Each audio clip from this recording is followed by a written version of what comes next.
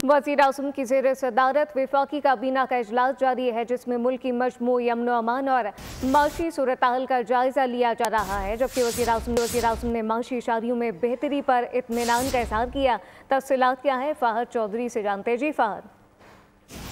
जी देखिए, वज़ीर आज़म शहबाज शरीफ की ज़ेर सदारत वफाकी काबीना का इजलास इस वक्त जारी है। इस इजलास में मामूल के एजेंडे के अलावा उनकी मुआशी सूरत हाल का तफसीली जायज़ा लिया गया है और ज़राए के मुताबिक वज़ीर आज़म को और काबीना अरकान को जो हालिया शरह सूद में कमी की गई स्टेट बैंक ऑफ पाकिस्तान की जानिब से और इसके अलावा जो हफ्तावार महंगाई की शरह में इजाफे की जो शरह है उसमें कमी के हवाले से ब्रीफ किया गया। वज़ीर आज़म ने इत्मीनान का इजहार किया मुआशी इशारियों में बेहतरी पर और कहा कि वफाकी काबीना के जो अरकान हैं उनकी कारकर्दगी का भी जायज़ा लिया जाएगा, मुख्तलिफ वजारतों की कारकर्दगी का जायज़ा लिया जाएगा। 1 साल मुकम्मल होने वाला है मौजूदा हुकूमत का और तमाम वजारतों से वज़ीर आज़म शहबाज शरीफ ने अपनी कारकर्दगी के हवाले से तफसीली रिपोर्ट भी तलब कर ली है। जी फ़हद चौधरी, बहुत शुक्रिया।